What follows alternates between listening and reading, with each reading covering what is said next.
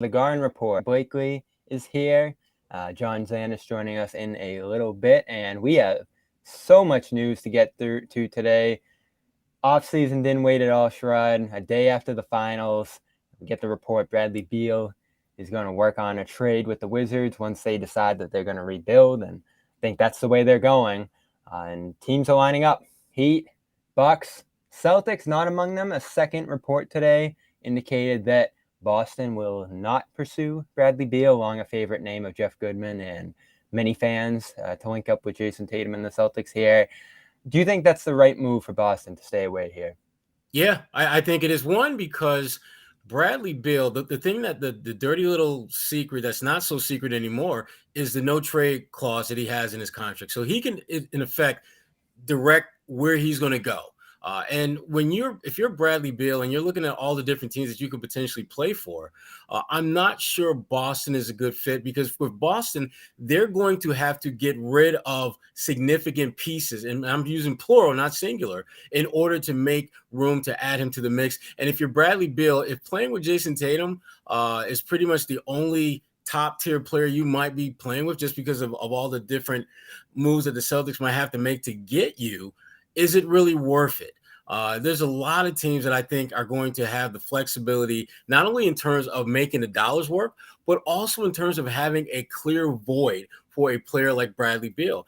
And, we'll get into some of the particulars, but, the Miami Heat, they're the front runners of just about every single individual in the NBA you talk to. Ask them about it. They see Miami as being the team to beat. And it makes a lot of sense on so many levels, particularly when you look at how their season ended and you look at just some of the gaps that this team had that got exposed in the NBA Finals. And that's one of the things, I was talking with a scout about this a couple of days ago, and they mentioned how, there's a reason why all those guys on the Miami Heat roster went undrafted. It just took the NBA Finals before folks realized what their shortcomings were. So Miami is a good team, and for Bradley Beal, that would make a lot of sense for him to angle towards wanting to get there. And they've got some interesting pieces that they can kind of put out there that, again, did a lot of really good things in the postseason. When you think about Caleb Martin, you think about Gabe Vincent, Matt Strus, all those guys had their moments. But if you're Miami Heat and you got a chance to get Bradley Beal and it'll cost you, 2 or 3, role/rotation guys, I think you got to roll the dice and do that, because the only core guy of your team that you absolutely cannot part with is Jimmy Butler. And I would put Bam Adebayo in that category as well. So those two. Yeah, once Kevin Durant became available, I don't think they were floating Bam out there for him, so certainly not for Beal. Will they wait on Lillard, though? Because I think that's another dream for them, another guy that could potentially shake loose here. I think that's the only way Beal doesn't end up there, if they decide they want to wait for the better player of the two. And I think that's pretty clear that Lillard is the better of those two. But I'm with you. I'm super intrigued by Miami if he ends up there, especially eating up those minutes that some of those undrafted guys did there and playing in their role, taking those shots. I mean, we might see an all-NBA level Bradley Beal reappear again. Yeah, I think for him, it will be not only in terms of opportunity to play, but also just a revitalization and re-energize him. I think he's gotten a little bit tired and stale of the same old in Washington. I mean, that team hasn't been out of the second round of the playoffs since he's been there. And for a guy that's entering a point in his career where, you're not going to get too many cracks at playing, at a high level, just because of Father Time is always going to win. Look at LeBron James this year. He had a great season, but there were stretches where Father Time clearly had saddled him down. And Bradley Beal, he's had some injury issues of late that make him a little bit of a flight risk, so to speak, as far as being able to hit the ground running and give you 60, 65, 70 good games this season. But the talent makes it worth it. And if you're Miami, that Miami culture, that Miami eye for talent, and just the way they play, you could absolutely see him thriving there. But to your point about Lillard, I don't really even think it's even debatable. I mean, Lillard is, I think, the better player. Particularly when you talk about just carrying a team. That Portland team, when the way they're built, they're a non-playoff team in every sense of the word. And Lillard has had moments where he has put that team on his back and carried them way deeper than I think anyone anticipated they could go. Haven't really had many moments like that from Beal, even though he puts up great numbers, a tremendous score, finds ways to get his shot off, can really hurt you from all three levels, finishing at the rim, mid-range, and three-point shot. But again, if I am the Celtics, I'm not trying to add him just because of all that you'd have to subtract in order to add him. And if you're Miami, it's absolutely worth the gamble, because you're not going to get much better if you keep your core group intact than you are right now, while everyone around you is getting appreciably better. And of course, Beal does have some say in this. One thing we kicked around a couple of years ago when we talked about Beal was that potential of him targeting Boston as a destination he wanted to be, maybe forming a big three with Jaylen Brown, Jason Tatum recruiting him. I think many look at this and say it'd be Brown for Tatum. For Brown for Beal, rather. But Washington probably wouldn't want Brown, right? He's on a one-year deal, might not be able to keep him.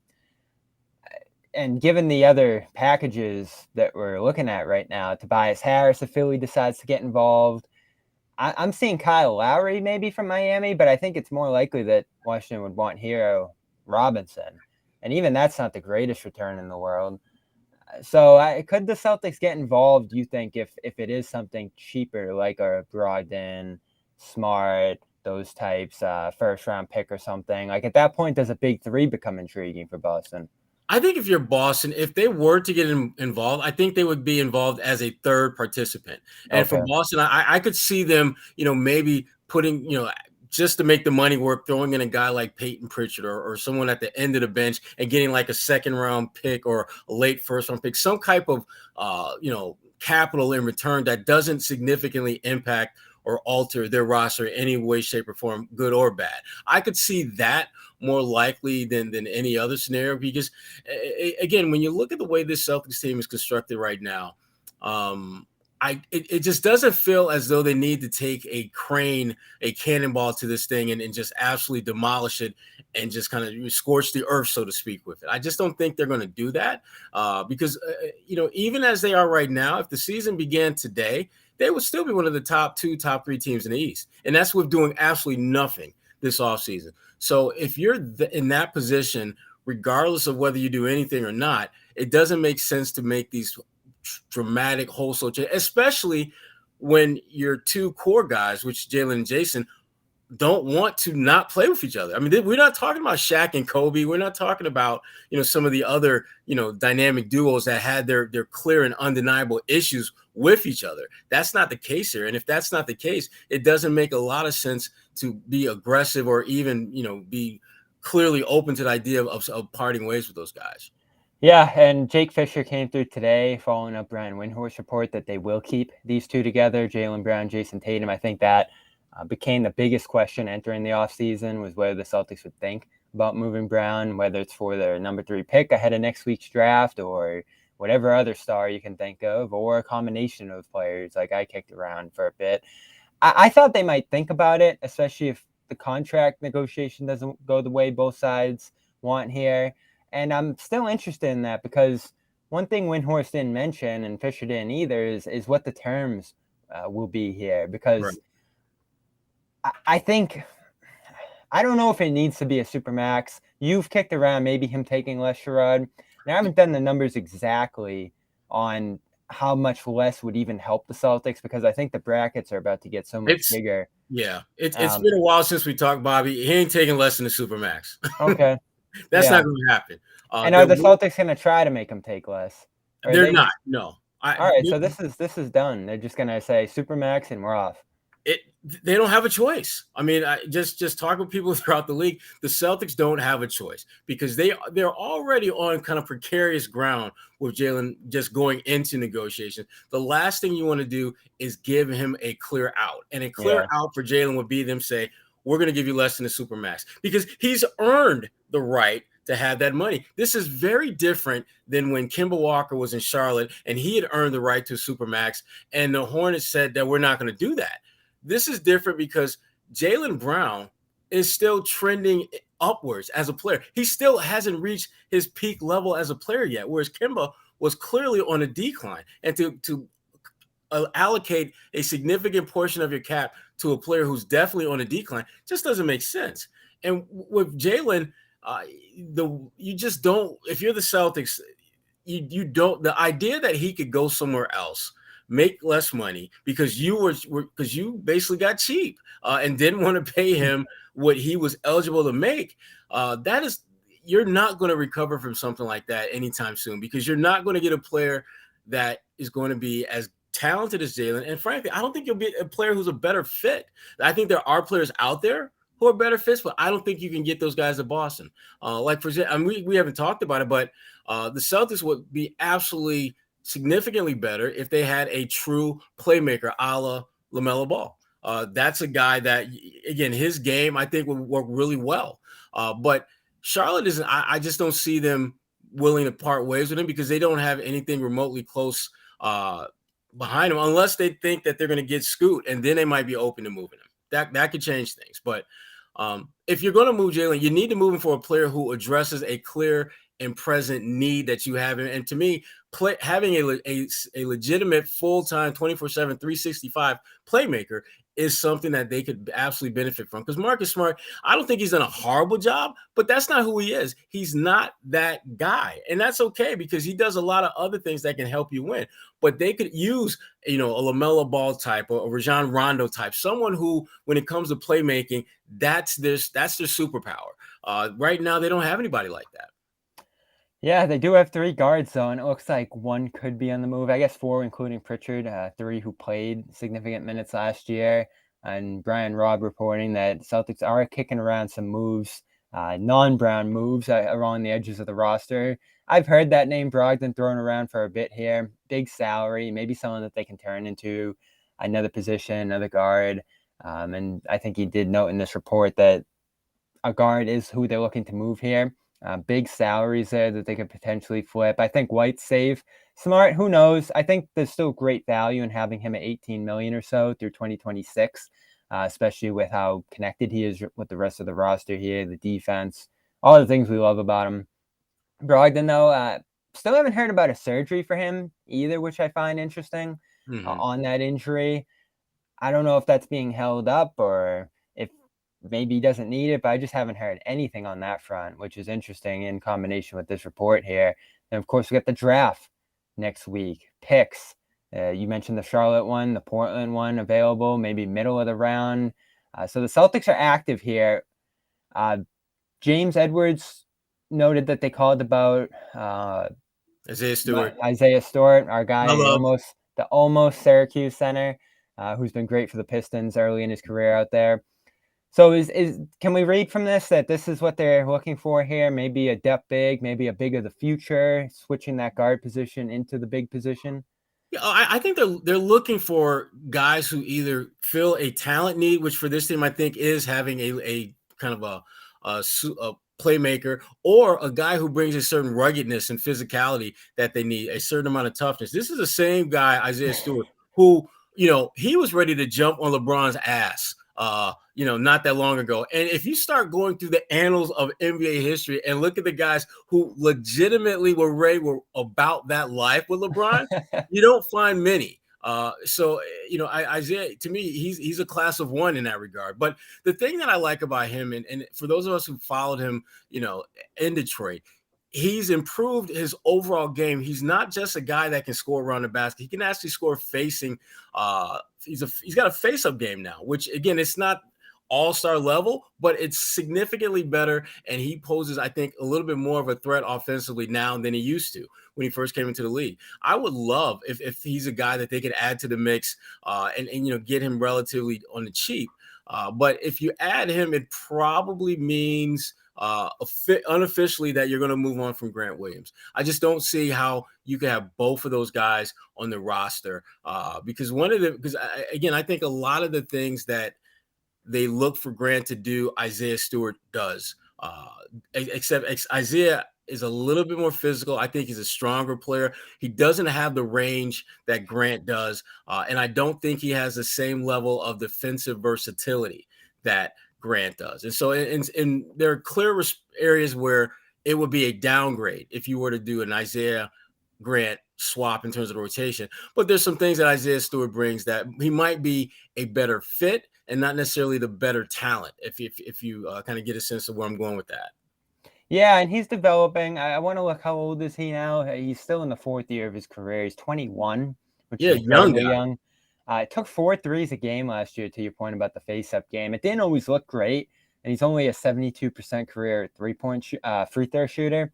So definitely not Grant level upside from three. But if he's going to play the five, Well, 32, 33 can be Well, the other acceptable there. right, and the other thing too is that he's evolving in that regard. I mean, he didn't take a lot of threes, but again, his range has definitely gotten better from where it was when he first got to the league to where it's at now.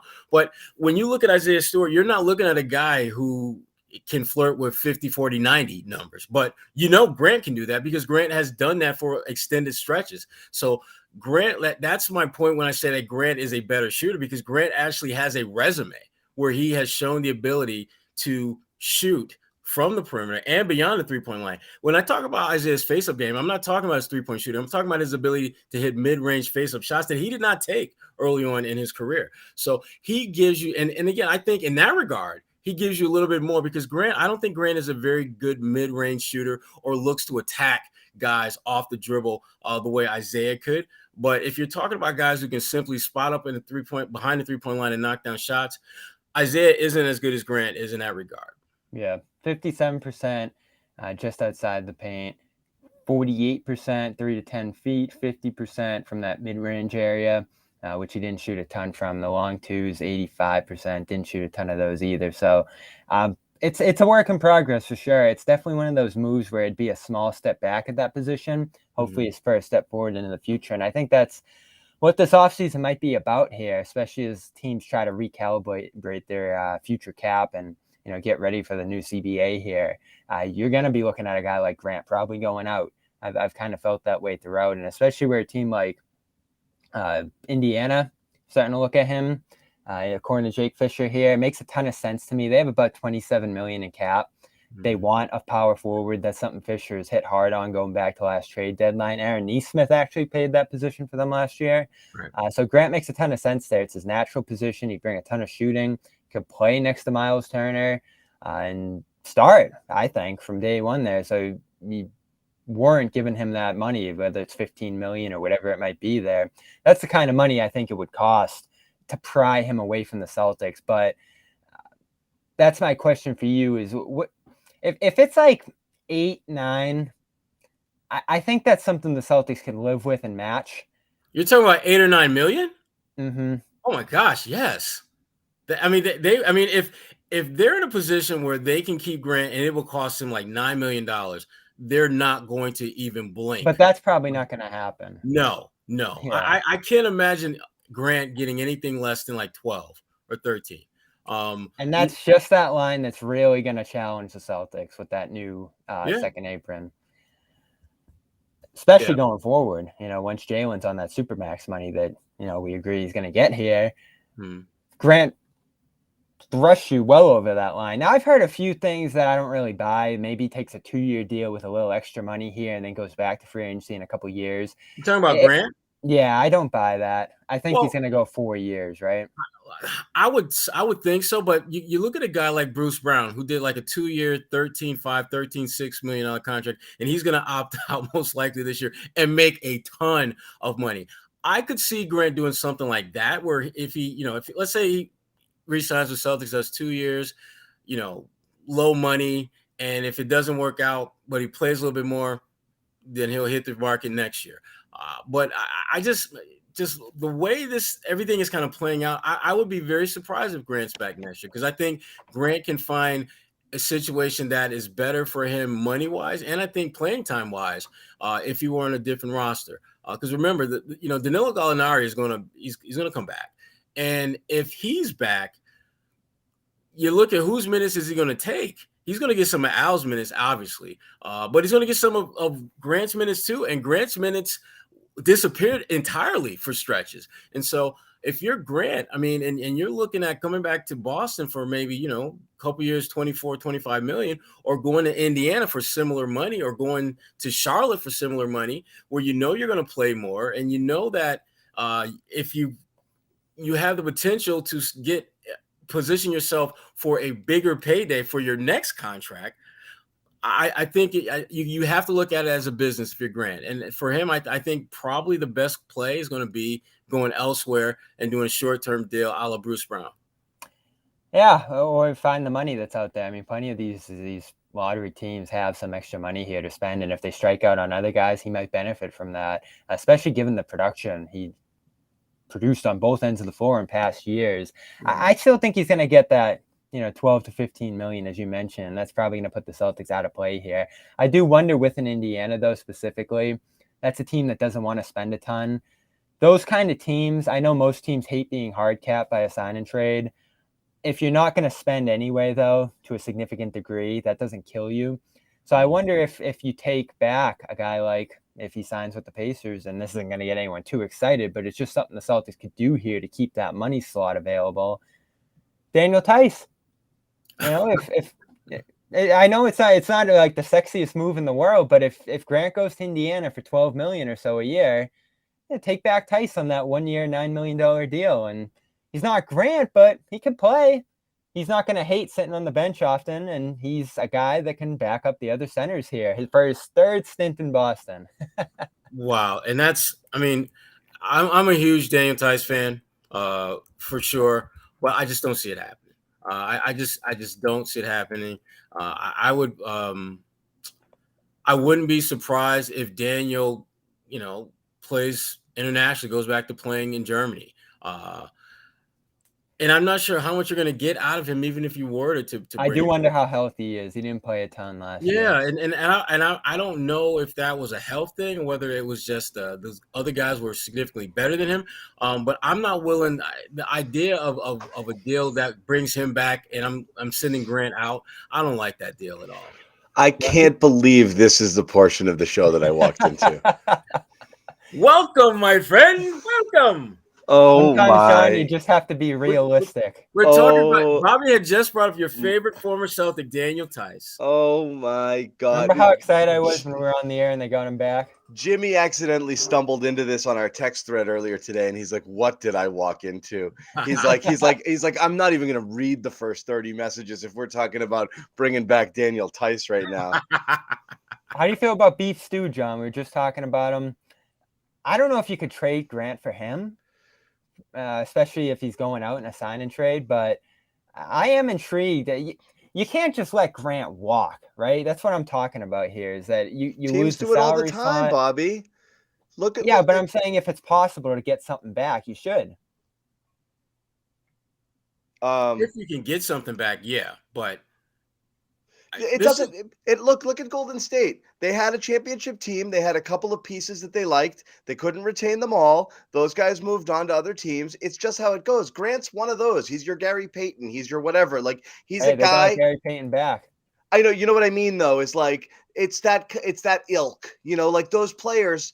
They get to a point where they've outkicked their usefulness, and they just become too expensive to keep. And it's just you can only have so many. And again, especially on a roster where you have 3 guards making $20 million already and 2 guys you're going to supermax, like somewhere there's got to be cuts. You just can't pay everybody $15-16 million just because you like him and you don't have a replacement. It's your job to have some talent in the pipeline to be able to replace these guys. They haven't done their job, so they're just going to have to eat it. It's just an economic reality. It's not like Grant disrespect. All things being equal, sure, you keep Grant around, but that's it. And otherwise you just kind of work it out. The problem is kind of, we talked about in that article, I'm sure you guys brought up, there's just not a lot of teams out there with a lot of money that can offer anything beyond a mid-level. So the money Grant's looking for, as people are going to start to, squeeze their budgets, that's who's going to get squeezed, the lower middle class. Those are luxury deals, 12 to 15s,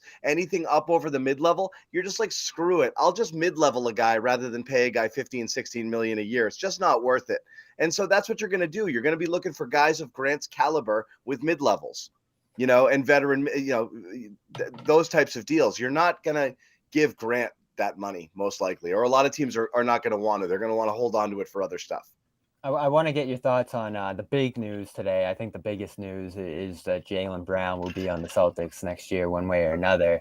But we are brought to you by our official sports wagering partner, FanDuel, FanDuel.com. No sweat. No sweat, up to $1,000. Love the website. Lots of futures going on right now, of course, with all the other sports off, but baseball is in full swing. I was over at Fenway on Tuesday, John. Not a fun time, but FanDuel makes it a little more fun, whether it's the Red Sox, whatever other team you're thinking about putting a little bit on today. And since baseball season is in full swing, there's no better place to get in on the action than FanDuel, America's #1 sports book. New customers get a no-sweat first bet up to $1,000. That's $1,000 back in your account if your first bet doesn't win or anything in between. FanDuel.com/Boston. Don't miss your chance to snag that no-sweat first bet up to $1,000. That's FanDuel, the official partner of Major League Baseball, and of course our great sports wagering partner here at CLNS Media. Major League Baseball trademarks used with permission. John, you probably didn't love reading this today, but the Celtics are probably going to roll forward with Jaylen Brown. Well, They're I mean, kicking around some other trades. How are we saying this definitively? I mean, this is a single report. Two now. Windhorst threw that out there too. I know, but what we're talking about is what's largely been known. I'm not overreacting to these reports. I would expect everything that you would hear coming out of the Celtics camp is the intention to sign Jaylen. If you heard anything different, we're at DEFCON 2 or 1 already. So we're back to last year. You can't get there. You can't intimate that there's anything other than that you're going to do. So this might be the reverse of last year's strategy. So naturally, everything is, oh, yeah. I mean, up until the point where you can re-sign him, oh, absolutely. That's what we're trying to do. Extend. Yes, that's what you're going to say. And so, regardless, I don't think it's changed. I think that's the safe bet anyway. Mm-hmm. I think doing something other than resigning or attempting to resign him would be the long shot move. So I think we're really where we've been the whole time, which is extension. The question is, what's never been mentioned? Did you notice what two words or what one hyphenated word was not included in any of those reports, Bobby? Yeah, Supermax. Working on an extension. Duh. We can offer you money. What do you take? What you don't know is if they're offering the Supermax. What you don't know is if they offer anything less than the Supermax. If Jaylen goes, double bird and see you later. So them wanting to extend him may not at all mean that he's definitely coming back. So I'm not interpreting that way at all.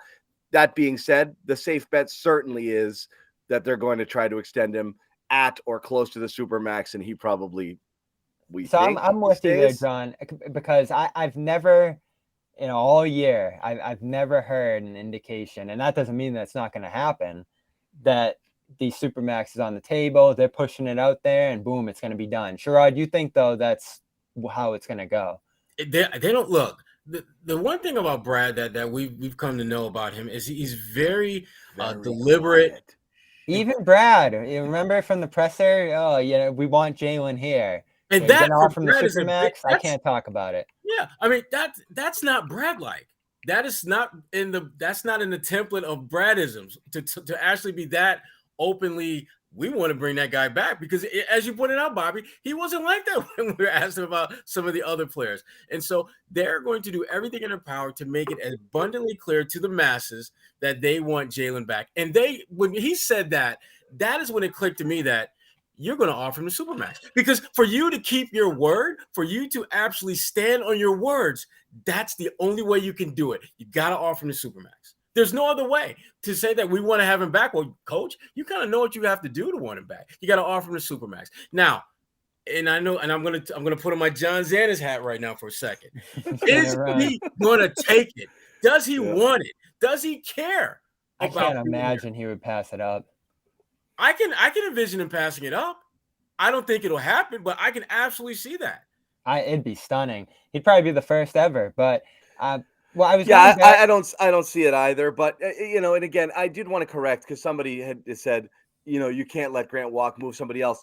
Guys, of course, if you're able to get off other salary, that frees up salary to do other things. If you decide you want to move off Brogdon because you want to address, and that's another report, I don't know whether you guys talked about it, but that was in B-Rob's report, that they're active in the trade market with the idea that one of those guards has to go, and Brogdon seems the likely one out. Sure, if you can move money around and get rid of get rid of a guard. I don't want to say get rid of. You're not trying to get rid of them. You like all of these guys, but you need help other places. And I mean, this dates back to, of course, then you can start to have a different conversation regarding Grant. Maybe you hang on to him at a reasonable price, especially considering Horford's getting older and, you might need a little bit more juice there. You need help other places where you don't have them right now. This goes back to what we were talking about last season. Before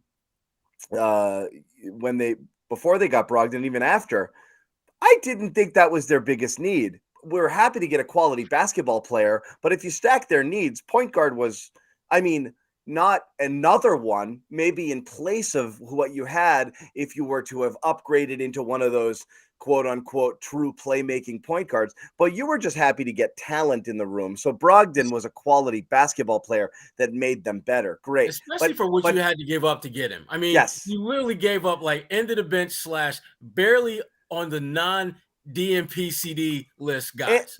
And one of the most worthless assets in today's NBA, and that's a bottom of the first round draft pick that the teams don't want. Look at poor Indiana this year. They're like 29, 30, and 32 or something. They got 3 picks down there. They got killed in those trades. Yeah, they're like, oh my God, I don't want any of these. They're guaranteed contracts. They're garbage. So anyway, it doesn't matter there. But yes, they didn't give up, but Brogdon was a slam dunk bring in. But now you're looking at the roster and being like, we need more stuff other places. They still don't have that wing depth, or if they did in Hauser, they certainly didn't feel confident enough to play him. Horford's getting old. You have no idea what's going on with Rob. You got to address the big situation. So absolutely, if you move a guard, you can consider hanging on to Grant, as part of a combo package of what you're going to do to kind of shore up your front court a little bit. No doubt about it. Absolutely. And I do, we got sponsors aplenty here. HelloFresh is no, back. Bobby, we just did one. We don't have to do another one here. I got it. I got you. All right. I won't jump the gun. I'm just letting people know HelloFresh is back. You do the hoops. I'll do the sponsors. We won't do the full read yet, but HelloFresh Bobby, is back. we all need to have roles. Stay in our roles. Come on. No. I don't want to stress him out. I want his brain thinking basketball, not reads. Not so sponsors. I haven't liked this, John, because great. You have a surplus of guards. It's maybe something you could utilize to benefit at other positions. And you know what? Detroit's got cap space. I think they might actually have more cap space than any other team right now. Yeah. So you could move. For sure. You could move a contract like Brogdon's into their cap space. They might even like a Brogdon with how awful their offense has been. I think they might have been a bottom 3 offense last year. So that might make sense for them if you can get a beef stew back for Brogdon. I just can't get over that name. you start to think about that a little bit. And I hope that they're able to get something like that back for Brogdon, because I like that phrase you used, John, get rid of. I don't want to get rid of. It's not get rid of. I misspoke. No, but like some people say that with Smart and stuff, and it's like you got to get something back if you're going to move these guys. You trade strength for strength. Those are the best deals. Yeah. The deals where I've got a surplus of one thing and you have a dearth of it. So like I'm going to give. You need guards. I need this. It's great. Everybody wins. That's not those are great deals. Both sides are happy to make it. If you can find the right partner. I need some front court depth. And somebody who can play up there. And you might say, pound for pound, is this player as good as Marcus Smart? No, Smart might be the better, or Brogdon might be the better player in that deal. But I'm going to be much better with this than that. I don't think that's much of a question. I think it's clear there's a redundancy there. I mean, even in the way that it broke Joe's brain almost all year long trying to figure out how to rotate these guys.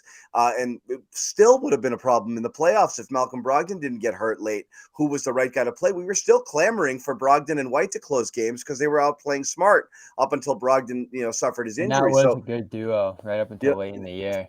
So like it's messy right now. So you just clear it up by moving on one of them. I think that's automatic. That's automatic stuff. Where did we land? I got to circle back because I missed some good stuff. What was our Beal discussion like? Probably not. I mean, it's a good move for the Heat if they go and make it, and it seems like that's probably how it's going to go. What does the chat want to do? The comment section, right from when I posted the newser yesterday, didn't love it. Didn't love what? the idea of adding Beal. Now, Celtics should have nothing to do with Beal. Certainly not. Right. So some people think maybe you can do it without Brown. I think that's probably a little too short-sighted. Like you've talked about, John, you got to think into the future to some degree. And that's not even a big three that would give you a slam dunk championship next year. In many ways, I feel like that would have all the same problems Brown and Tatum do. It'd just be three guys instead of two. That's not a good trio. You would only do it if you did Beal for whatever reason. Let's just operate in a world in which the Celtics are hung up on it and Beal really wants to come here and they can get him low, just salary matching and a single first-round pick or something. And they're like, wow, that's pretty good for that. You're only Masala and Gallinari or something like that. Whatever, yeah. You're only doing that if you think that you're going to move on. You're going to sign Brown and move on from him a year later because you're not going to carry three max guys into Tatum's contract. You've decided I'm going to pair Tatum with his buddy, and that's going to be my team. Then I'm going to trade Jalen back and get some of the things that I lost and get some roster flexibility and some cap flexibility and some other pieces in a year after I supermax him.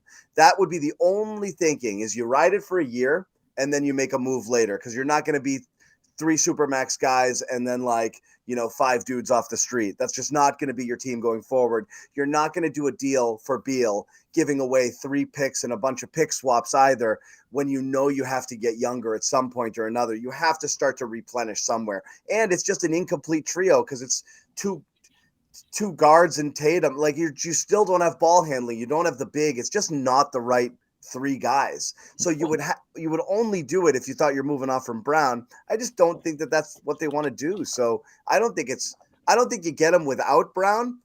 I don't think you want him, with Brown. So I don't see any path for the Celtics to getting Beal. And the other thing too, you got to keep in mind is that durability.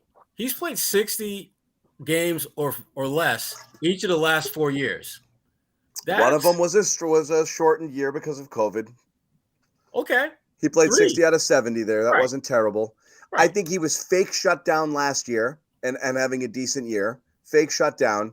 He didn't have surgery in the offseason. He just stopped playing. He just got fake shut down. Yeah. He had a minor injury and they just shut him down for the last 10 or 12. They were going to the lottery. Yeah. So what I don't understand is this. Teams and do a freak that, wrist and injury the year before. And a Teams, freak wrist injury the year before. It's not one of those guys. He's not Gordon Hayward. Oh, wow. You said the G word. Damn. Do you want Hayward back? I want Brown for Hayward in the 2 pick. There, I said it. Yeah, that's going to get interesting. The draft John is going to go to hell for that. That's a straight trip to hell with that. There, I said it. It popped into my head today. I was like, I had to get it out somewhere. I want the 2 or the 3 pick. I want Scoot Henderson. I'm sorry. That gets tricky, though, because Charlotte's doing the Orlando from a year ago. Oh, are we taking Miller? Are we taking Scoot? What's it going to be? I know. I bet he's going to go 2, but we'll see. I think so, too. That's why I want to go up to 2. Portland's no good anymore. If Scoot's, if Charlotte winds up taking Scoot, then they may look to move LaMelo. How crazy is this going to get, Sherrod? What are you hearing? Because there's so many rumors out there now. Like Towns got floated first that he might not be on the team in a couple of weeks, and then I saw Zion's name over the last couple of days. And Zion's got so much drama that has nothing to do with basketball. Yeah, it wasn't that stuff. It was his availability. Yeah. He's been too damn available, Ashley. That's part of the damn problem. He's been too damn available when he should be rehabbing. He's been. And Beal, of course, too. Could something crazy happen over the next week here, Sherrod?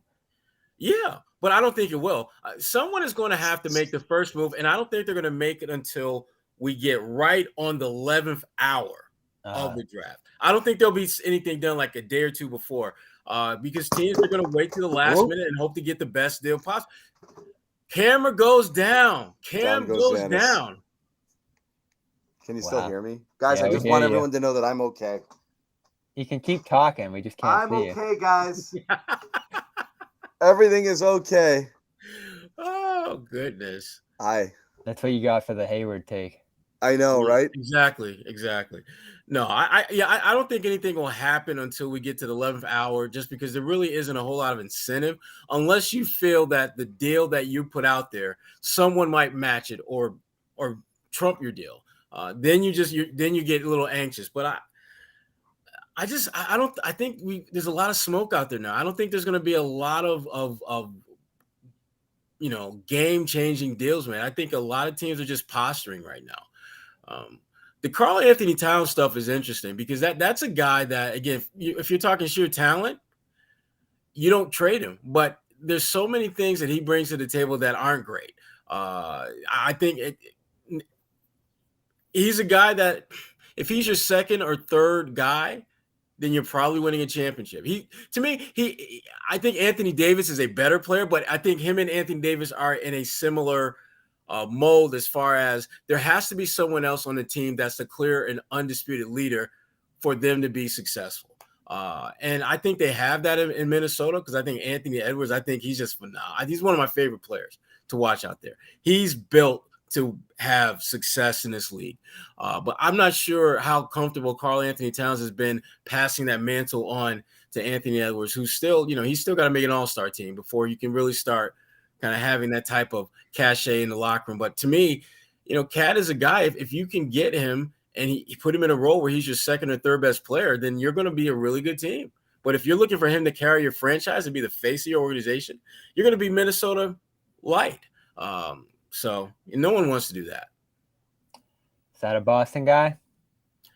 For the right price. I mean, if you're talking about, like, let's put it this way. If you're talking about adding him and getting rid of a similar deal to how you got Malcolm Brogdon, where you got rid of guys that weren't even in your regular rotation for this guy, then absolutely. But I'm not sure how comfortable I would be moving a major core guy for him. Yeah. Because I love I feel as though a lot of the questions and issues that people have with this Celtics team about their mental toughness and their grit and their grind, he's only going to add to that, those questions, unless you have the right type of people around, whether it's coaches, whether it's different type of players. But at the end of the day, if you can get him and it costs you very little, but the end of your bench guys, some of whom may not even play, then you actually do that deal. I'm not giving up anything significant for him. Can I ask everyone a question? Because, when did Bradley Beal become Russell Westbrook? Like, when did I understand, like, Albatross? When did this happen? Like, I understand, like, since he signed the deal, he hasn't played great the last He hasn't played great. But, like, he's 29. 2 years ago, 30 out of 30 NBA teams would have signed him to a max deal if they were on his if he was on their team without blinking. He has statistically a pretty good year last year, even though he shut it down early. But again, not leading the league in scoring good, but I mean, efficient scoring year. Still the same type of player in my eyes. Like, this is what this is like. Everybody who's not one of the top 10 or 12 guys that signs a Supermax deal is immediately an albatross. Like, I don't understand that. Then, like, what are we saying? Are we saying the Supermax deal should really only go to about 10 or 12 people and it's bad business? What do you think is going to happen in 2 years with Jaylen Brown if you sign this? Like, sure, if he keeps going up and up, but are you going to be looking at a deal in 2 years and be like, oh, we're never getting rid of this albatross of a contract? All of these deals suck in a year or two. If your guy isn't a superstar or playing at a top, I mean, Bradley Beal is still, after tanking for a couple of years, he's still a top 35 but that's player the thing, in the John. NBA. When you start making much more money, you have to get much better. You have to improve into the deal. He could turn around next year and score 30 points and everyone and make first, second team All NBA, and everyone would be like, "Oh yeah, I remember that guy." Look at what they're getting offered for him, John. It's hero at best. But so like, that's what who's saying that? That's a lot of speculative stuff. Like, is there a definitive, like, the Wizards are just going to give him away for nothing? I can't believe that that's the case. Like, look at other teams. Like, Simmons, you wanted out. He wouldn't show up, and they still held out until they got a legitimate return.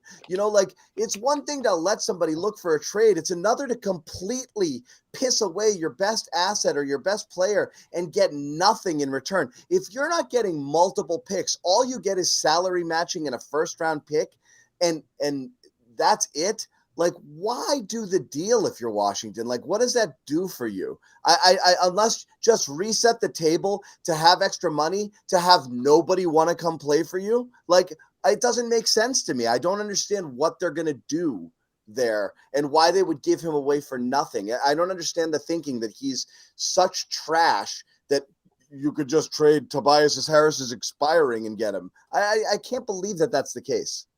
Here's the challenge with Beal more than anything else.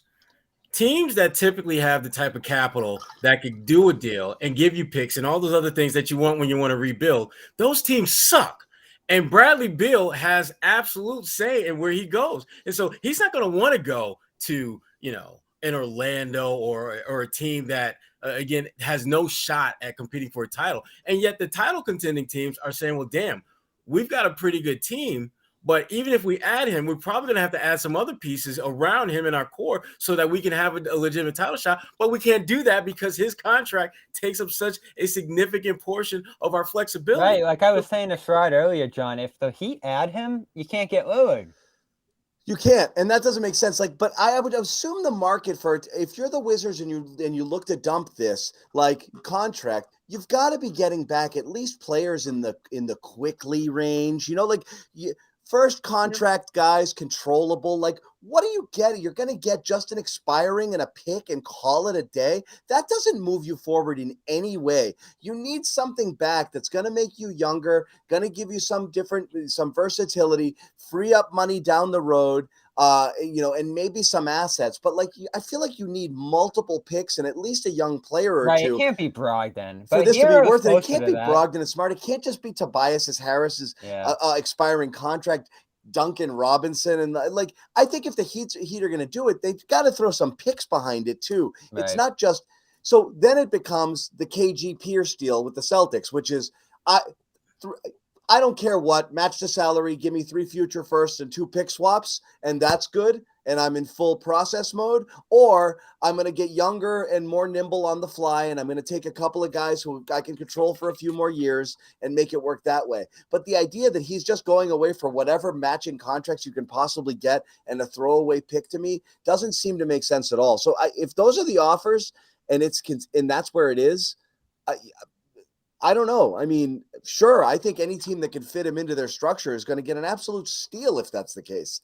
So I think it doesn't fit for the Celtics, but some teams going to be thrilled with it. That's what worries you, John, because some team's going to get much better with Bradley Beal on the team if he's given away like that. And it's going to be the Heat, I think, and that scares you if you're the Celtics. This team that was doing it with Strus and Vincent and all these guys, now they're going to be doing that stuff with Beal in those guys' place for 40 minutes a game.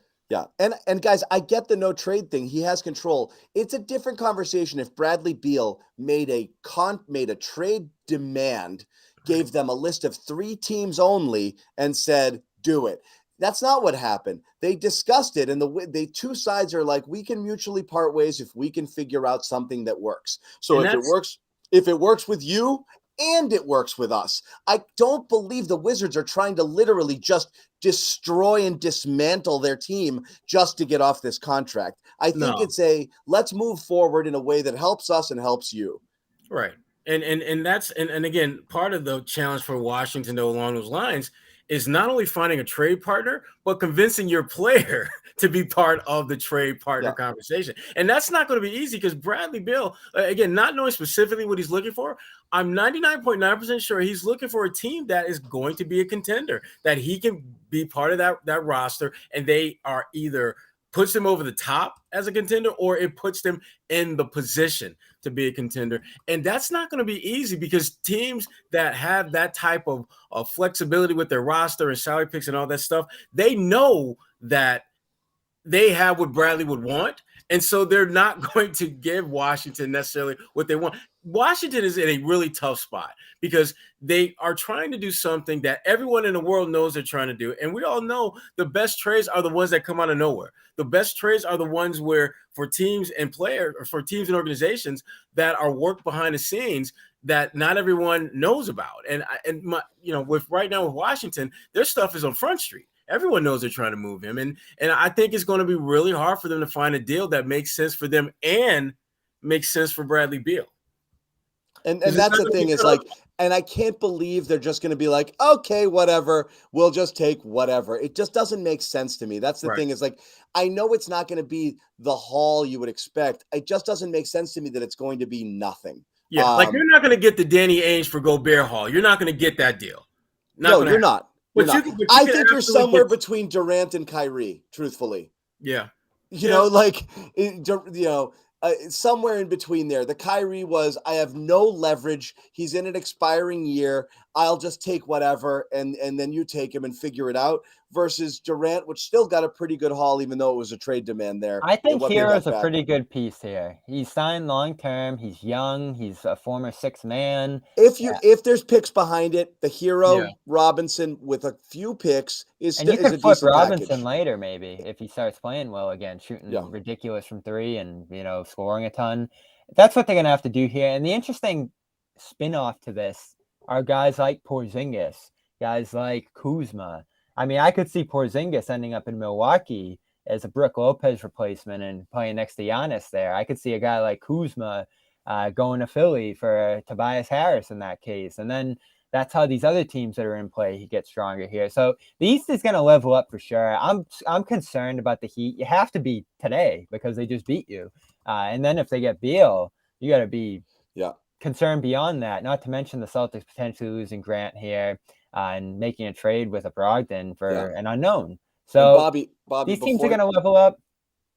Yeah, and you got to get better, Bobby, because I know you do have to go. We got to tell people something. What's that? HelloFresh is back. Yeah, I was waiting for Bobby to. I knew it. Okay, it's best. Our valued partner, HelloFresh, back on the Garden Report. It's actually been back. We just haven't done it in a little bit, but absolutely get cranking here in the summer. HelloFresh, America's #1 meal kit, farm fresh, pre-portioned ingredients, seasonal recipes delivered right to your doorstep.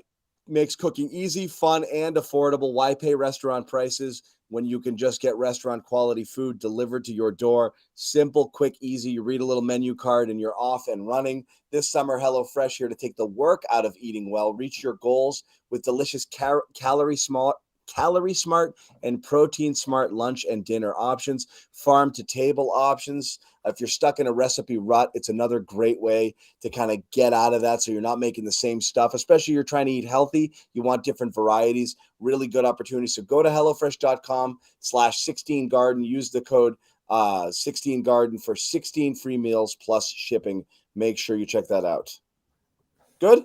Yep.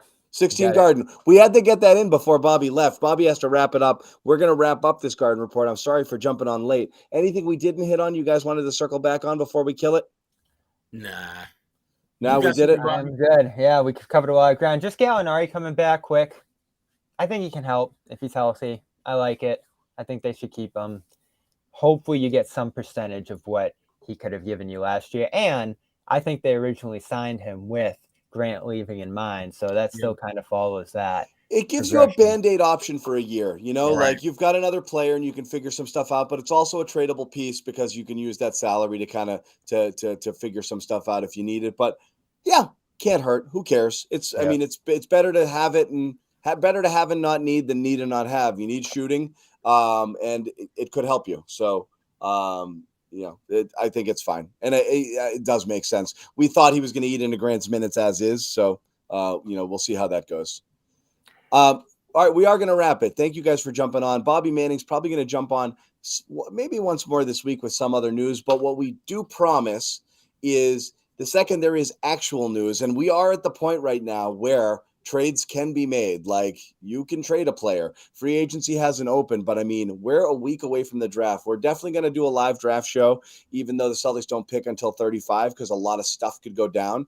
But we'll probably talk to you before then. But I don't know if the Celtics are going to do crazy, but crazy is going to get done somewhere. And it's going to be interesting. So stay tuned to the Garden Report. Follow all of us on Twitter.